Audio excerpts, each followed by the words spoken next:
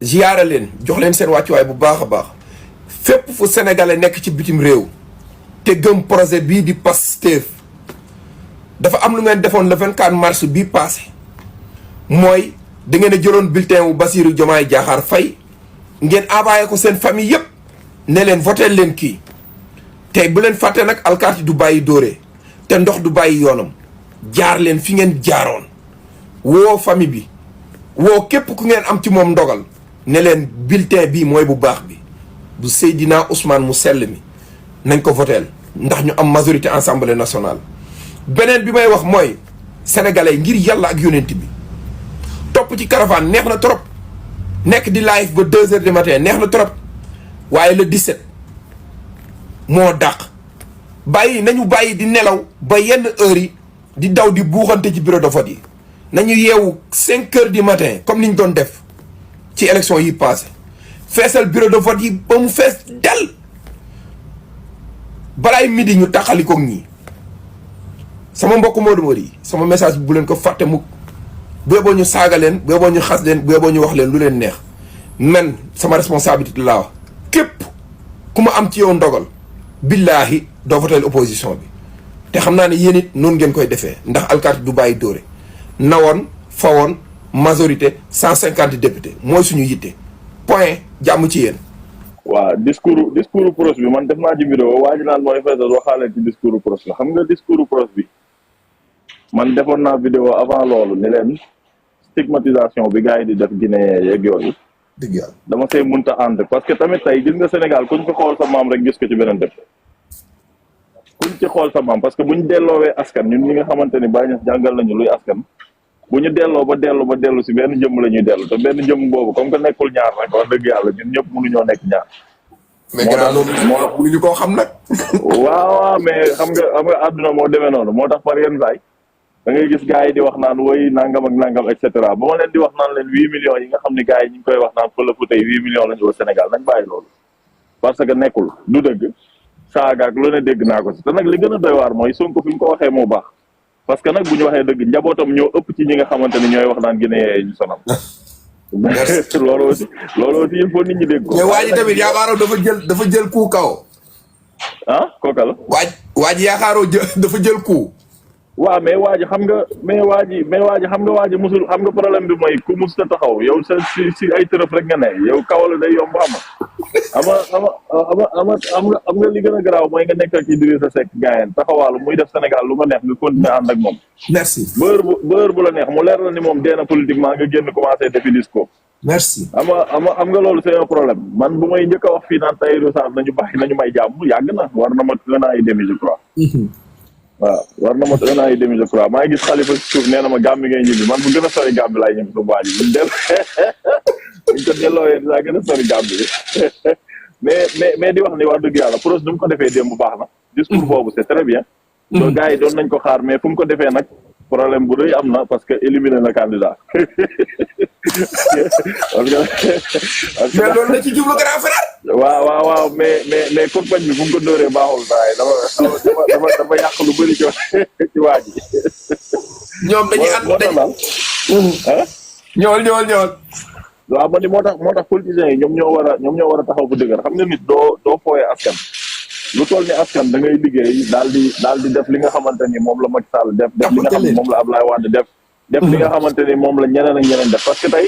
man ñi nga xam ne damaa jàpp ne am nañ mérite Sénégal dem ci opposition Abdoulaye Wade la commencé ñi ci def ñëpp dañu leen a yàqal muy Senghor dañ ko yàqal dëkk bi Abdou Diouf Senghor da ko yàqal dëkk bi Abdoulaye Wade dafa xeex pendant 25 ans pour jël Macky Sall yàllaa def ni moo waroon a jël xeex na tuuti mais benn 1 an waaw Sonko xeex 10 ans pour jël ñooñu dañoo xeex pour jël Sénégal ñu def ci mu bon wala mu baax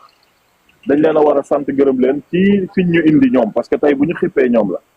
wax dëgg yàlla bu ñu xippee ñoom la mu baax mu bon parce que tey nit dina la def lu bon nga jaar ci xippi ba faw nit defal lu baax nga jaar ci xippi ba faw loolu mooy li nga xamante ne am na léegi nag dafa am benn affaire boo xamante ni démb ci seen live bi ngeen doon def yéen ak ñoom Saloum TV et cetera. maa ngi nekkoon ci suuf di déglu am na benn moment mu bëggoon yéeg mais dama nekkoon bureau mënu ma yéeg. du coup ma ne xaaral ma bàyyi gars yi waxtaan xam naa bis dina ñëw ma gisaat leen ñoom ñëpp ñu daje ñu waxtaan bi am na yenn yoo xamante ni am na yenn yoo xamante ni nit waru ko nangu maanaam gis nga tey Sénégal ñun ay nawla la ñu gis nga bu fekkoon ne ñun ñëpp dañoo ñëw bokk Pastef sens du am Sénégal parce que benn wax la ñuy wax peut-être ñu nekk si njuumte di ko wax mais ñun ñëpp a ànd xam nga loolu problème la moo tax si li waa ji waxoon ni c'est dans la contradiction que jaillit la connaissance kooku xam-xam du gën a rëy li mu wax mooy tey gis nga tey boo ñëwee ni Pape Ndongo yow casquette bi nga sol dafa bleu yow Pape Ndongo ni non casquette bi marron la peut-être vision Pape Ndongo moo baaxul wala kii xool moo jàpp ni moom dafa noir alors que noirul léegi nag il faut mu am beneen œil extérieur bu nekk fële du Pape Ndongo du Sidi mais moom mu xool ni casquette bii kat dafa marron wala dafa bleu kenn si ñoom ñaar am dëgg ci mbir mi maanaam foog mu am arbitre ci mbir yi moo tax ñun Sénégal baax rek moo ñu ñor mais dafa am koo xamante ni fa lañ taxawee te duñ fa mës a jóg Baye Niass daf ñoo jàngal ni même bu fekkee dañoo teg faaka sa fut dëgg dafa am te yàlla balaa loolu Baye Niass dafa sukkandiku ci waxu yàlla bi wax naan xul yi xaq wala kaana mu ran ñun mënuñoo nekk ci lu dul loolu léegi nag nit ñi saaga wala ñàkk saaga loolu moom ñun duñ ko kippe te xam nga ki ñu yar bu yaree nit wax dëgg yàlla faalewul ku koy saaga ci internet nag wax dëgg yàlla loolu mooy li nga xamante ne am na ñu bëggoon ko séddoo ak gars yi di leen wax ni élection yi jarul bëkkante jarul dóorante le 17 ku nekk dem dugal fi ngay yaakaar ni yow foofoo baax après voilà Sénégal avancé et puis tamit waaw majorité présidentielle baax na mais tamit am benn opposition bu xaw a solide tontu baax na parce que nguur aussi dafa doy waar loolu il faut ñu xam ko voilà nguur mun na dem ba ci digg bi ki ngeen gis muy Ousmane Sonko nekk koo xamante ni il est animé de bonne foi de bonnes intentions mais tellement mu ñàkk conseil sa jarbaat mu lay nuyu suuf incassable sa jarbaat incassable mu ngi lay nuyu waaw incassable maa ngi koy ziar bu baax maa ngi koy ziar bu baax a baax di wax ni affaire bi noonu la demee tey mun nga xëy benn bis dugg affaire yi ñu nekk si di yite wu di dóor di def ay yëf jàpp ni li ñu dóor baax na am si intime conviction que ni dafa baax mais Pape Ndongo ndekete ñi ngi ci erreur bu gën a mag loolu nag il faut ñu jéem a xool naka la ñuy def ba daal di am ñoo xamante ne dinañu wax Ousmane Sonko di ko téye naan ko Ousmane lii baax na lii nangam te patriote yu si bëri nag rôle boobu ñu war a am amuñ ko voilà ci liñ nekk rek mooy ci encensé waa ji tout le temps moo tax ma ne leen dafa am benn affaire parce que man sama rakk responsable la biir Pastef man sama rakk moo bokkal ndey ak baay démb maa ngi ko moo tax nga naan ko kaay bu dee sama secret yaa koy jox ku sell ki non démb dama ko publier TikTok sax di wax naan képp koo xamante ne xam na kii na ma wax kan la dinaa ko nokk patriote bi et cetera mais gis naa publication boobu dama yaakaar nag si copain la maa moomu bokk ndey ak baay dégg nga gis nga léegi dama gis ñoo xamante ne nekk ci suuf yow la ñuy nangam taan sa nday yow la ñuy def nangam message léegi man leen ndeysaan ñoom ñi ngi wax xamuñu ni kii muy waxal ñoom ñaar a bokk ndey ak baay xanaa ni xataa bu fekkoon ni ñoom ñaar la ñuy dóorante ko bañ duñ ko def ci mbedd bi c'était juste pour lui montrer ma fierté mais pas pour dire woy sama rakk la jàmbaar la et cetera mais utiliser d'autres mots def ay yeneen affaire yoo xamante ni peut-être nit ñi dinañ ko comprendre mais j'ai vu que ni am nañu bëri la majorité a compris et puis loolu mooy dëkk bi te mooy Sénégal ma ne léegi waaw ñu ngi lay ziar bu baax bëgg a dugg ci xeex bi xam nga tëjoon sama micro toog noppi ngeen di dul sama tur xam nga Pape Ndongo ñoom ñoo may toog ñoom ñoo tax may tij sama micro di wax mais damaa ñëw yaru baax na waa garaawul léegi baal ñu oui léegi mën nga ñëw doom yaay yow société civile nga bokk gars yi ci suuf il faut yéen ngeen jàpp ci liggéey bi ñu tapoter partager live bi ñu sécuriser ko bu baax a baax gars yi maa lay siyaar bu baax mais delloo siyaar sama mbokk yi démb moom da ngeen ñëw xas ba ñu ràpp quoi démb moom gis na suñu bopp si affaire yi non mais bon société civile dinañ leen xas parce que dañoo ñemee affaire équilibre xaw ma équilibrisme lañ koy xaw ma équilibriste Pape Ndongo benn fee laa lay wax nga xool ko rek nga xool dëkk bi nu mu commencé nekk ay naafeq xam nga bu ñu defee attaque Saint-Louis bi ñëpp dañoo dem si discours Ousmane Sonko naan warul waxee ni warul waxee gisoo kenn ku taxaw ne kaa leen ñu wax ne violence physique bi am non violence verbale mooy maanaam tey Pape Ndongo dafa ne kaa leen dem ko ñëw wil toj ko man fekk ne dem naa kër Pape Ndongo jël bulldozer raser ko léegi ñu ne non Pape Ndongo waroo waxee ne dem leen ko ñëw wil toj ko yow man ma jël bulldozer raser sa kër ñu ne non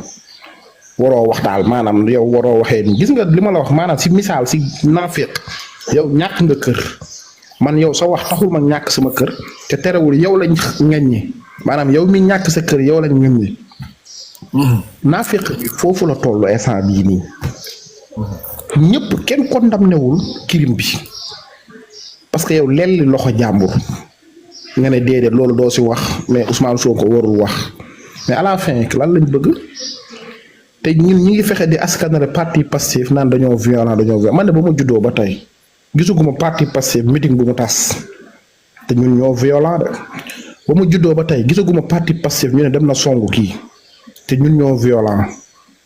même journaux yi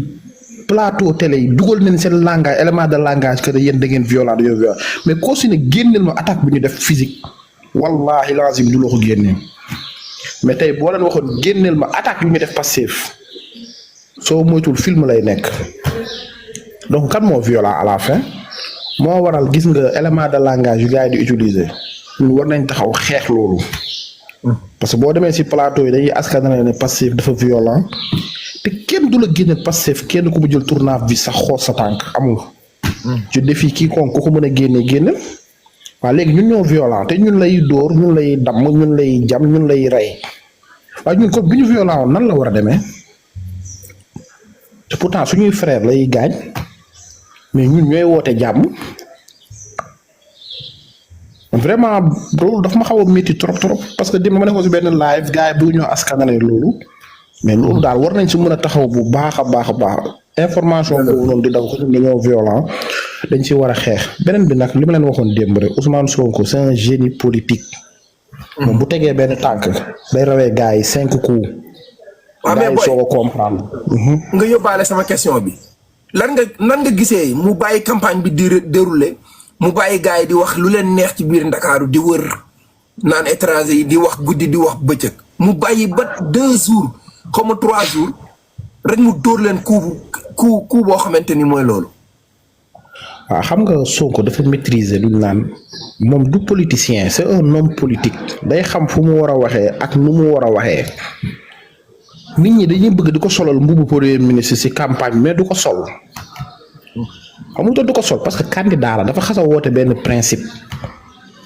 bu mu njëkk a woote dana man du ma laal xaalisu état di ko campagne ñëpp war a taxaw tàcc loolu que nga nekk opposition que nga nekk pouvoir ne c'est une première fois ñu gis campagne bu demee nii moo waral ñu ñuy attaqué léegi xam nga discours boobu noonu ñu doon commencé di law di am doole Pape Ndongo foo nekk yow Sénégal nga nekk wala. déedéet. waaw yow bëgg nga ñu génnee la foofu ne la yow sénégalais nga noir nga bu fa liggéey. yàlla tere. waaw léegi yow mbubu bi ngay sol mu cëkk la lu tax nga bëgg ko solal sa morom. moo ma jaaxal. man j'ai des amis yoo xam ne seen yaay ay guinéen la waaw léegi foofu man su ma fekkee may xeex guinéen est-ce que kon dinaa am sama xarit boobu noonu foo xam ne yéen a bokk jardin ba terminal est-ce que yow di nga mën a dugg ci combat yooyu gën nañu bindee Sénégal te ku papam dafa demoon immigré Guinée déglul de exemple laa lay jox rek papam immigré moo ko yóbboon Guinée bii ngeen di xas donc nañuy xoolaat suñu taxawaay. fii Afrique unité africaine la ñu wootee munoo woote unité africaine ba pare di bedd ay xeet di bañante dëkk yëpp li nga wax nee nga ñu ngi booloo États-Unis lan la ñaata état lañ boole dañoo fédéré dëkk pourtant am na ay xeet seen biir mais dañoo jël lu leen neex li leen naqari mu ñëw ko dëkk Europe ñaata dëkk la presque 27 dëkk ñu jël booloo def Union européenne. waa léegi yow àdduna bi yëpp di booloo Afrique ne déedéet ku nekk na demal boppam déjà économiquement dëgëruñu mais ñu ne Guinée am na lu mu am loo xam ne xëy na tey bu ñu jëloon def suñ collaboration bu baax dina jëriñ ñaari dëkk yi Guinée am na bauxite suuf su gën a nangu si Afrique Guinée bokk na si au lieu ñu xool ay partenaires yu ñu def fexe exploiter li Afrique am mais déedéet ay débat xeet rek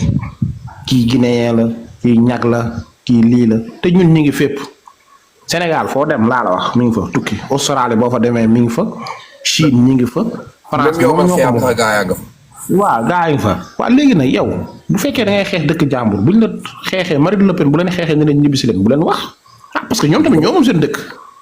lay moom bu fi am boo leen dàqee Guinée bañu ma de mais buñ leen dàqee France nag bu fi kenn ñëw naan raciste yooyu noonu. jaajëf ba nationaliste ngeen woote ku nekk na woote nationaliste toog dëkkam jàmm na ñooy man loolu laa lu ma si wax. jaajëf fis rafet na gàtt na am na solo ñu tàppate rek gars yi waaw awa maa lay siyaar baax suñu jigéen bi mbaa yaa ngi am jàmm bu baax awa bu dee yéen a ngi koy dégg yéen ñi ci suuf. maa ngi lay ziar Pa Ndongo. waaw maa lay delloo ziar bu baax sama jigéen. maa ngi leen di ziar maa ngi ziar ak sama frère Escap mu wàcc léegi. aywa bismillah yow rek la ñuy dégg. waxtaan bi am na solo li may wax rek mooy. ñun Sénégal nekkuñu réew moo xam ne ay réewu boddikonte la. ndax d'abord suñu culture. nanguwu ko. suñu religion nanguwu ko boo xoolee tey Sénégal religion yi fa am yépp amul benn religion boo xam ne danaan la da nga war a boddi au contraire danaan la sa moroomu doomu aadama da nga ko war a boot téye ko ni nga téewee sa doom ñun loolu lan xam mosuñu xam boddi konte kon am na yoo xam ne waruñu ko nangu ba pare tamit nga xool nga jël population Sénégal tey boo xoolee Sénégal bi mu méttee ba métti mën naa ne la Sénégal bu suuxul ba ñuy wax yenn Awaña waaw boo dëkk Sénégal laa dëkk tey waaw du ngeen ma dimbale ngeen laaj ma Barthélémy Dias xanaa moom xaftaan bi rek la am damay laajte rek de maa ngi jégalu après loolu beneen débat la loolu nekk bàyyi ko dinaa ci tontu après bàyyi ko rek yow demal yow continuer rek man li may wax mooy tey Sénégal bu ñu demee ba àggul fenn fi ba ñu mën a tenir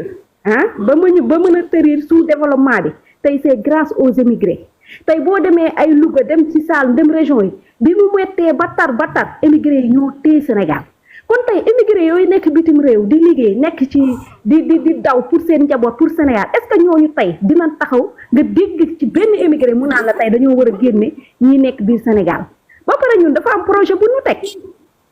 industrialisation lañ jëm dañuy soxla sous région bi bala nga naan naam dafa bala ñuy génn di dem ndax réew yi ñu war a jëm ñoom ñoo ñu ëpp doole bala ñuy dem foofa dañuy lijjanti d'abord sous région bi ba pare kon déjà dañuy soxla ñu dëkkal beneen bi ci topp mooy man Pape Ndongo dama jaaxle tey xale yi di ñëw ci gaal bi boo nekkee Europe nga gis tubaab bi ñoo leen di accueillir yóbbu leen ci hôpitaux yi faj leen woote ndimbal jox leen ay yére loger leen ay logement di leen jox añ reer ndékki di leen jox journée 5 € par jour pour seen argent de poche est-ce que ñun ñooñu dina ko defal te duñu ay jullit duñu dara est-ce que ñun war nañuy boot di suñu moroomu sénégalais wala suñu moroomu dëkkandoo loolu koo xam ne yow bokkoo leen dara yow da nga dugg ci gaal ba egsi si dëkk mu defar la loolu est-ce que ñun war nañu ñuy def loolu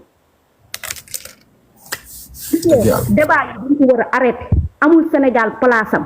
ñun li ñu gëm mooy problème bi ñu am ñun sénégalais yi ki ñu ko teg mooy suñuy dirigeant 1960 ba léegi bu ñu koy bon moo suuxal Sénégal fu Sénégal àgg ma nga fa biir sénégalais yi dëkk biir Sénégal ñoo suuxal Sénégal kon ci loolu mooy suñu combat xam nga combat bi lan la comment faire pour dégager système bi fi nekk comment faire pour protéger kii xam ni dafa taxaw pour protéger le Sénégal bëgg Sénégal ñun loolu moo ñu war ci combat boobu lañ war a ne te moment bi dañuy soxla union autour du président Ousmane Sonko parce que dafa kuuy fu ne lay jóge ñëpp a ngi prêt pour détruire ko parce que intérêt bi mu teg intérêt sénégalais yi la fokk ñëpp def benn bloc. ñëpp mën nañu wax waaw mais fokk instant bi xam naa nag ci connexion bi la moo ngi doon wax lu am mu ngi wax lu am.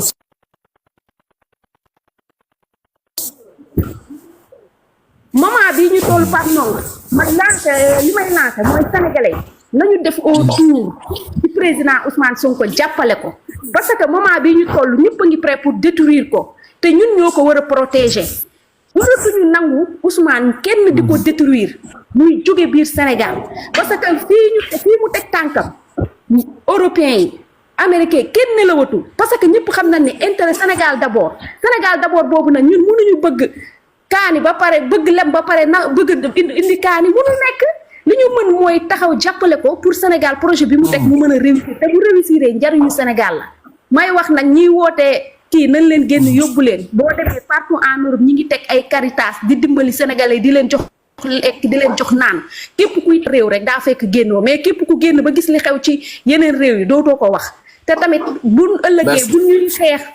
wala ñu ñuy xeex Amérique di ñu xeex feneen ak feneen na sénégalais yëpp tax ni daan taxawee di ko taxaw bu benn sénégalais mer naan lu tax ñu may xeex si réewu jàmbur maa ngi jégalu Pape Ndongo nekk leen si. merci beaucoup Awa am nañ mbégte bu baax ci jaar bi nga fi jaar noonu la rek ku nekk ñu nangul la sa xalaat am na solo trop gàtt na am na solo grand bi maa ngi lay siyaar Thiam. soo ko Thiam maa leen fi jiitu de. yow kay. toogal noonu rek ngay waxtu xaftaanu jàmbur sa yoon ci xaftaanu jàmbur Saalum Saalum moo tax nga tëj quoi. Saalum bëgguma la buddi de Saalum bëgguma la buddi de Saalum bëgguma la buddi de gars yi dama ciy wax ñetti baat damay laajte ga Sonko Thiam ziar naa la mais man damay laaj dama gis ne depuis moo xamee ba tey bu weex bii nii depuis boobu ba tey moom lay sonal xanaa du ma wax nag yàgg naa ci live vidéo Pape bëgguma la buddi de waaw noppi naa mais yàgg naa vidéo sama gars yi xanaa du ma wax man dama war a dem jëli sama boy tëjee sa micro soit bàyyi leen ki may leen mooy yàgg naa fi gars yëpp wax nañ kay ba pare may leen ma wax man tamit kan moo wax jot na waaw sama man sànq ba léegi yàgg naa fi du ngeen ma jox live bi tamit bàyyi grand bi ñëw. Tonga Dia ñun ñoo leen may ruube Pape damay tooñ waa ñëwal sama gars yi nañu ñëwal grand bi ñii booy yi dañoo xajam rek garaawul. maa ngi nag alors du coup voilà waaw jaajëf man li Pape li mu bëgg a wax rek mooy gis nga Pape booy wut loo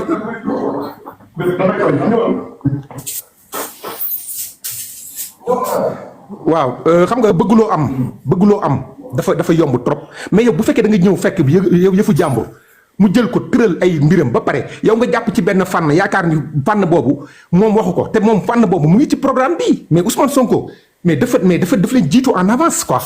affaire teg fekk Sénégal ci yoon Ousmane Sonko fa mu commencé tey waa ji du ma sax tudd trop. merci gisul sax pëndam. merci parce que moom xam lan la yéene Sénégalais yi. Sénégalais yi dellu ci marché yi.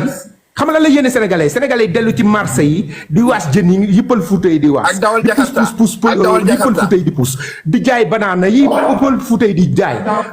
ak dawal Jakarta mais moom loolu rek la fi proposé Ousmane Sonko dafa commencé jël li moomeelu Sénégal comprendre que si industrie yi. nasaraan yi nga xam ni ñoo tey suñu économie foofu la Ousmane Sonko commencé du gisul sax pëndam billaahi wallaahi gis nga ñii mooy li waa ji wax les xam nga les Scar wax tout à l'heure mooy Ousmane Sonko mooy maamu Alboury da leen di boole ba ñu mat fukk mu dem ak ñoom ba à la dernière minute mu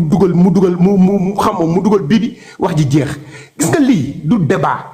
ñun ay étranger lañ dañu ñëw ci Europe gii ñu ubbil ñu teg ci yoon jaar ko ci yoon ba nekk ñu tegal ñu ci condition yëpp kenn bedduwuñu kenn waxul sénégalais yi wala ñu wax burkinabé wala ñu wax mais pourquoi nga cible benn ethnique mais kii amul xam-xam quoi man daal loolu rek laa si bëggoon wax Pape ni débat bi Ousmane Sonko kuloo na ko ba pare nag société civile soi-disant société civile c'est des hypocrites c'est des menteurs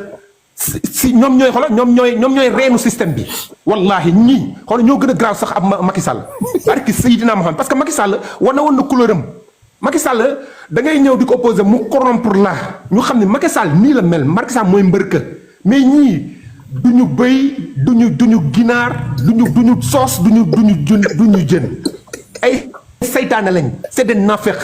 mais nag Ousmane Sonko comprendre na leen te ñun comprendre nañ ko voilà loolu rek laa si bëggoon wax sama sëriñ maa ngi wàcc maa ngi ñëwaat. jaajëf grand frère gàtt na am na solo moom bu ñëwee day gàttal mais dem macha allah day wax lu am solo Sonko Thiam ñu ngi lay jox sa wàccuwaay bu baax a baax grand bi. MB jam ngaari jom kosom. salaamaaleykum maa ndogu ziar naa la asalminaama frère asalminaama weltanaama pro Sonko ziar naa la salum yow billahi boo fi waxaatee dinaa la buddi kon ba ko bàyyi di horsi bàyyi aw booy frère asalminaama jàmbaar dama lay yow bàyyi leen di horsi bàyyi Mansour asalminaama frère weltanaama ko moƴƴi golle ma min jii golle ma jooɗi peewi affaire mais Papa Ndongo Ousmane Sonko mooy kan ko jàmbaar man de loolu laa leen bëgg laaj loolu yàgg naa ko laaj te mënuma fexe ba am ci réponse ok te mënuma fexe ba am ci réponse gis nga dernière bii 90 minutes yi mooy dugal la war a bàyyi parce que dem dafa am yelwaan boo xamante ne daf ko këpp yàlla xam na ko te nii laa ko xalaatee woon nag barki Seydina Mohamed nii laa ko xalaatee woon gis nga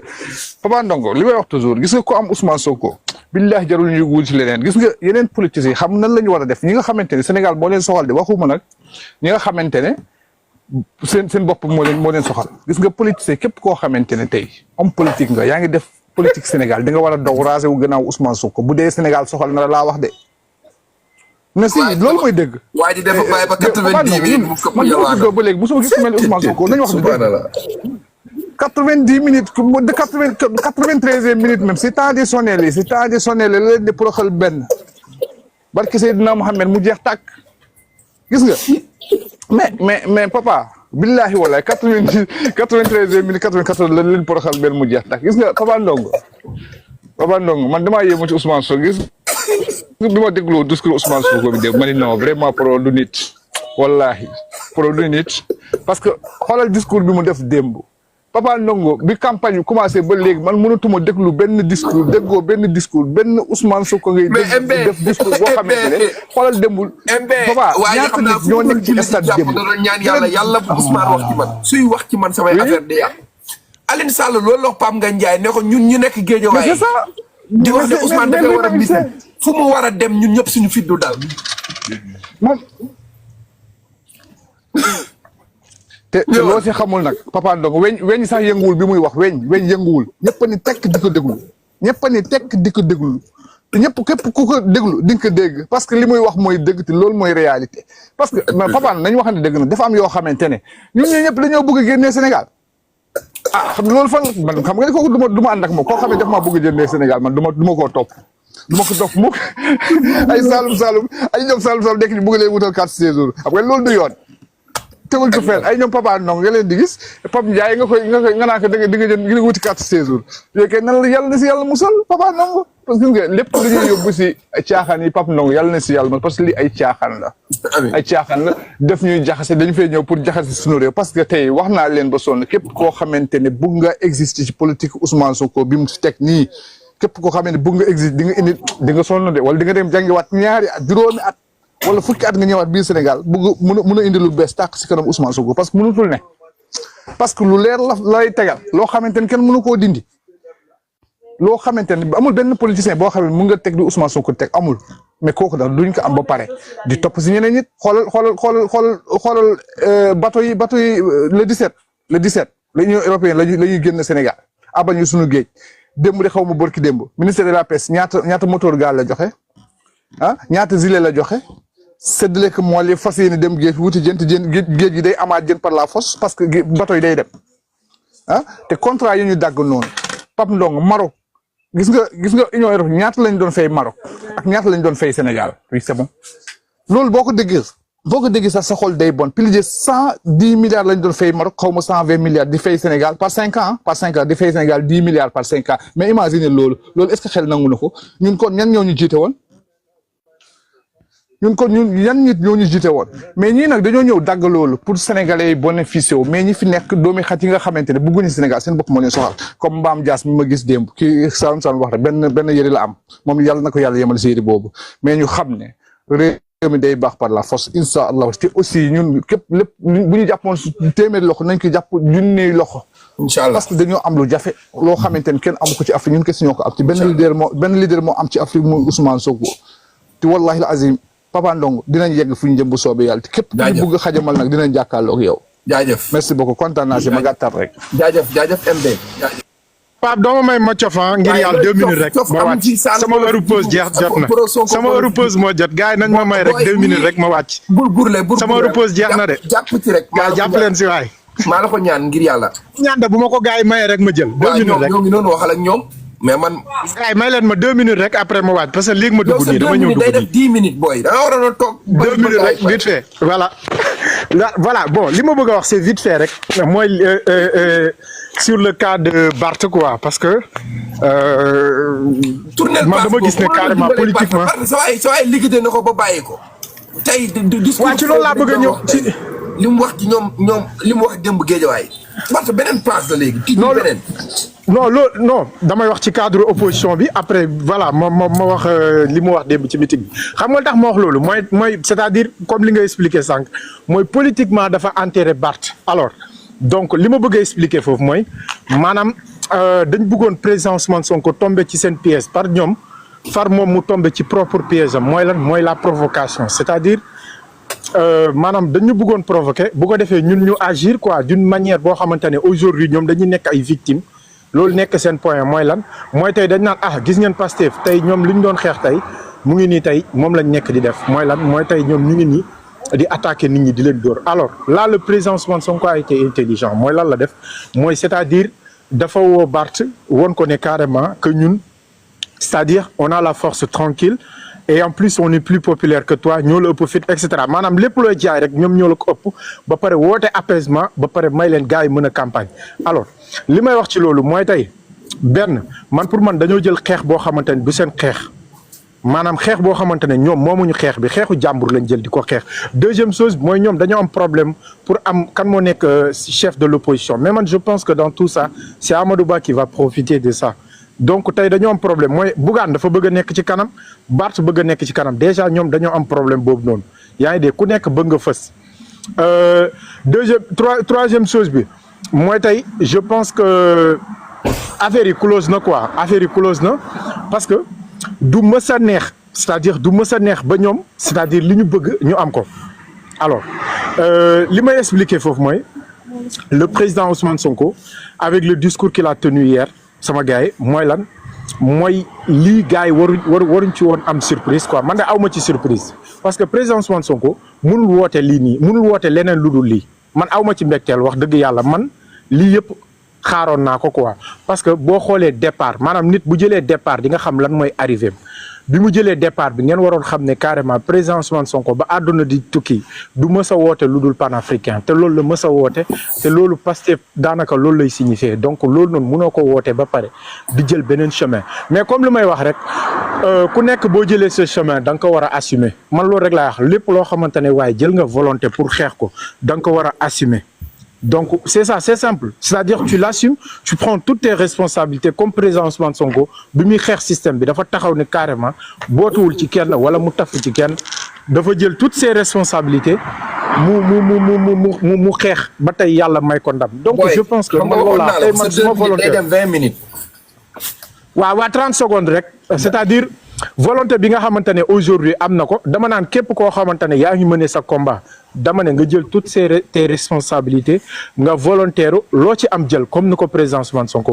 waxee voilà loolu laa mën pour wax ko merci. merci léegi demal nga liggéey aywa pro Sonko maa ngi jégalu de booy bi dafa xajam quoi.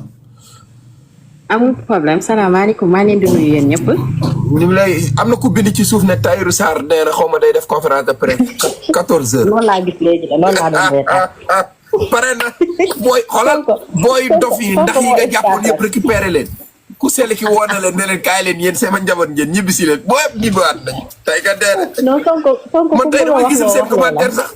ñëwal pro Sonko. maa ngi leen di nuyu sama gars yi maa ngi ziar ñëpp ñu nekk ci panel bi. voilà donc man dama bëggoon sax juste participer rek par rapport ak kaawu Tahirou en fait man li ma gis mooy que Tahirou dafa joué liñ naan il a joué il a perdu c'est-à-dire le gars dafa bëgg a opposé wu ak Pastef mais pour le moment man ci li ma jàpp dafa xam ne amagul doole bi amagul dayoo bi donc système bi mu employé lan la mooy ci keppaaru Pastef la fas yéene màggee c'est-à-dire moom dafa bëgg a gëmloo nit ñi ni moom il n'est pas contre Pastef il n'est pas contre Sonko mais en réalité il est contre mais mënagu koo manifester pour le moment comprendre nga léegi nag système bi muy def mooy toog lu wadd mu for c'est-à-dire que ku mere Pastef génn par exemple mu for gis nga ka fan yii bi fi problème amee ak Samba Ndiaye lu mu gaaw dem na def benn post Facebook di buruxlu foofu comprendre nga di buruxlu lu mu gaaw pour récupérer booy yi frustré wala booy yi mer moom loolu mooy sa technique en fait moom amul beneen technique man li ma jaaxal si Tahirou mooy Tahirou amul base man musuma dégg Tahirou ni fii mooy sama base Tahirou xaw ma ana mbooloowam moom électorat parce que Pastef bi la teg bëtam amul mbooloo ay faux comptam la yor yu bëri yu nekk ci internet bi ay quelques booyam ngay gis ñuy commenter naan je suis de Pastef mais je vote Tahirou koo gis mu bind loolu ngeen baal ma mais day fen bokkul Pastef parce que man mënuma concevoir ku bokk Pastef voté pour fal président Diomaye nii ak Sonko teg leen fi ba pare tourné ñi soxla assemblée nga mën a oser di xalaat sa fukki xel ak juróom di la jox ne yow sa carte di nga ko jël di ko jox keneen man pour man loolu amul logique amul cohérence te ku ma gis nga wax ko man mënuma gëm ne yow mus nga voté Pastef wala bokk nga Pastef dama lay jàppee koo xam ne da nga ñëw pour manipuler nit ñi jéem a booy yi nga xam ne dañoo nooy bopp nga détourner seen xel bi yóbbu leen vers Tahirou man loolu laa gëm honnêtement beneen chose bi mooy Tahirou amul cadre man musuma gis ci télé Tahirou toog ñu kenn ku ñëw ci télévision ñu ne ci mouvement Tahirou la bokk musul am moom daal moom dong la mooy wër plateau yi di wax du jamais mu toog débat moom ak benn journaliste lay doon mu toog ñu poser question mu ratatati étranger yi nii ba sonn jug ñi bi jeex na. donc man vraiment Tahirou su ma koy xool lu may gis mooy Pape Djibril Fall numéro 2 kiif Pape Djibril nii la ñu naxe woon gagné sympathie patriote yi ñëw wane ni vraiment moom il est de notre côté ba mu demee biir assemblée nu mu def mi ngi nii tey taxaw di ñu saaga ànd ak suñuy noon di ñu saaga futur Pape Djibril rek laay gis ci Tahirou c'est-à-dire c'est des gens yu nga xamante ne seen bopp moo leen intéressé mais pour ak am li ñu bëgg ils sont prêts à tout exactement même type de personne boobu la. donc franchement man moo tax su ma gisee yenn boy yu nooy bopp yi nga xam ne jot nañ leen yóbbaale si waxi dof yooyu noonu ba ñu nekk si réseau yi di wax man je suis choquée c'est-à-dire Sonko démb discours bi mu def dafa am solo tellement parce que ci biir wax bi nee na leen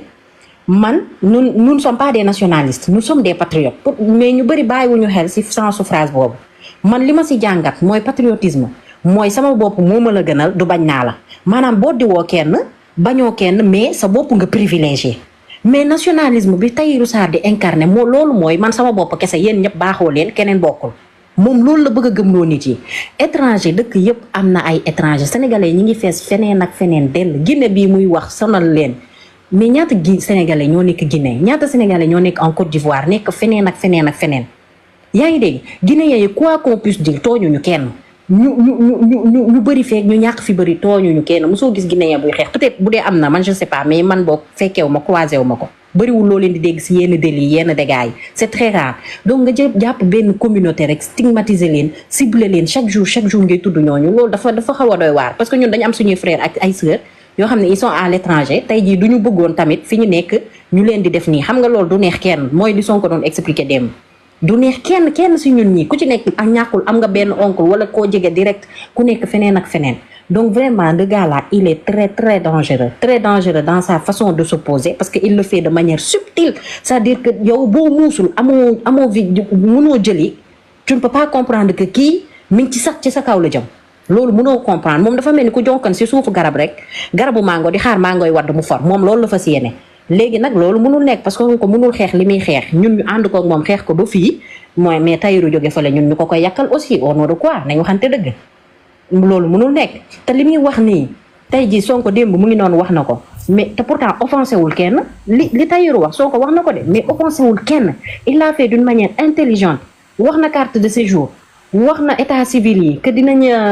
numériser état civil yi ba nga xamante ni kii extrait yeeg yooyu kenn dootu ko mënati sàcc di ko jaay ak yooyu yëpp mais offensé wul kenn gisoo kenn ko offusqué wu mais Tahirou xarar la siy demee doole jël benn communauté teg leen ba stigmatiser leen mais vraiment c'est abusé man franchement je pense que c'est quelqu'un boo xamante ne patriote yi nañ même bu ñu defee nii wax ci moom benn journée ba mu mokk ba pare nañ ko teg de côté parce que plus ñuy wax ci moom plus ñu koy may en visibilité te man vraiment loolu pour man moom moo si gagné ñun gagné wuñ si dara parce que dafa am ñoo xam ne dañoo nooy bopp lu leen yóbbaale dafa yomb ñoom ils suivent juste la masse fu nit ñi jëmee rek ne Tahirou ñu dem duñu sax comprendre am na ñuy topp fii di bëgg a rey nit ñi si commentaire yeeg yooyu boo leen ne woon lan mooy nationalisme mënuñu la jox définition bi mënuñu la ko wax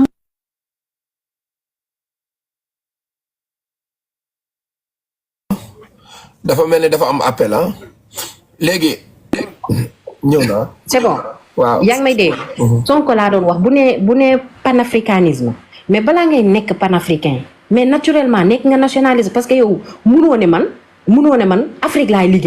liggéeyalu ma sama réew non ñu bëri nag loolu la ñuy comprendre bu ñu déggee panafricanisme balaa nga ne panafricain nga yow même boo ko waxee boo ko waxul nekk nga nationaliste parce que balaa nga ne Afrique nga bëgg mu baax wala Afrique nga bëgg ñu booloo yow fekk nag yaa ngi ci sa réew di fexe mu baax di fexe mu ñëpp booloo di fexe li baax am ci sa réew ba pare balaa nga koy génnee en Afrique dañoo nekk ci monde boo xamante ne dañoo obligé interagir ak di yeneen pays yi Sénégal donc nekkul ci planète boo xam ne moom benn pays moo fi nekk ba war a mën a fermé wu bëgg voilà nekk ci benn bulle boo xamante ni benn étranger du dugg benn étranger du non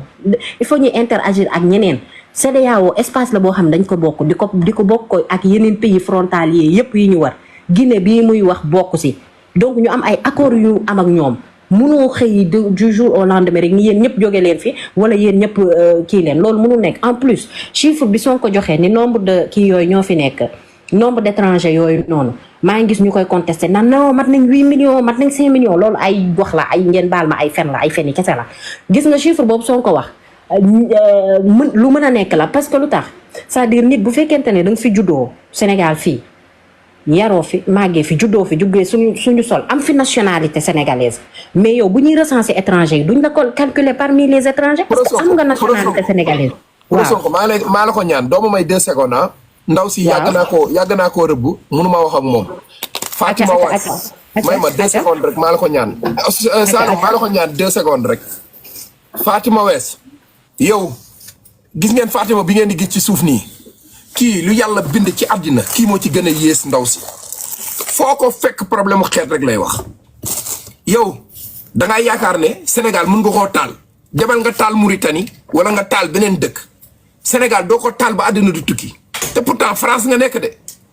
guddeeg bëccëg yow dama laa yàgg a topp di la bàyyi xel Fatima lu yàlla bind yaa ci gën a yées da ngay dem ci live Pël Fuuta yi élection yi passé nga naan leen bu leen voteel Pastef ndax Pastef bugguñu pulaar yow doo wax bugguñu Guinée de da nga naan bugguñu pulaar ba pare te yaa gën a yées ci pulaar nga koy wax ñun man olof laa doomu olof laa mais barki Seydina Mohamed munoo làkk ci pulaar lu ma réer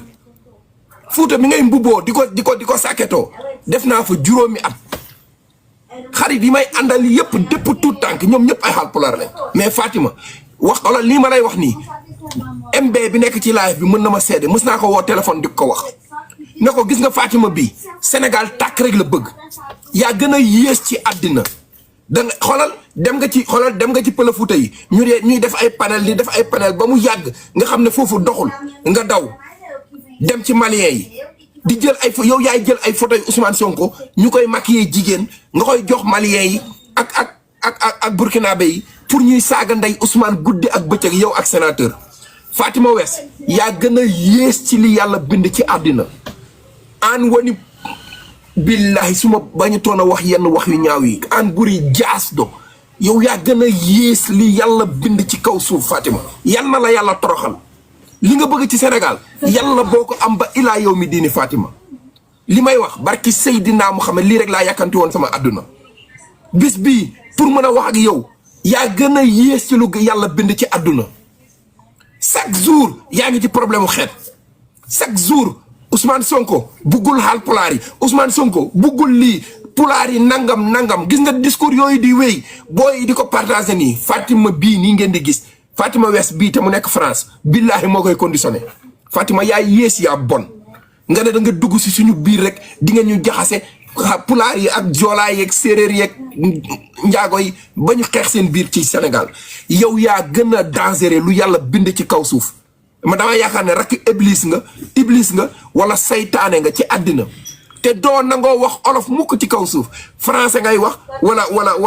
wala pulaar ngay wax yow li ngay billaahi wallaahi na ma yàlla jéggal ci sama àddina li nga bëgg ci biir réew bii di Sénégal Fatima bis bu amee Sénégal dafay takk man foo dem maa ngi lay topp maa ngi lay bàyyi xel moo tax live bu ma ñëw rek yow ak sénateur ngeen ne bloqué leen ko da ngeen maa bloqué ci live yu bari mais maa ngi yeneen compte yu may ñëwee ci yéen te yow doo sénégalais mauritanien nga bëgg a tàpp rek nga ne Sénégal di nga ko taal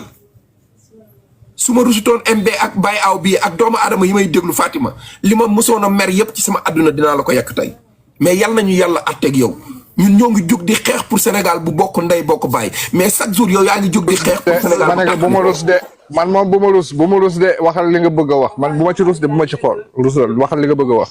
kii lu yàlla bind MB yow mii mën nga ma seede ñaata yoon laa xamoo ko sax kii xamoo ko man kii ni ma xamee sax yow xamee dina ko réclamer kii wallahi man kii ni ma xamee woon sax yow xamee woo ko doon kii wallahi la azim kii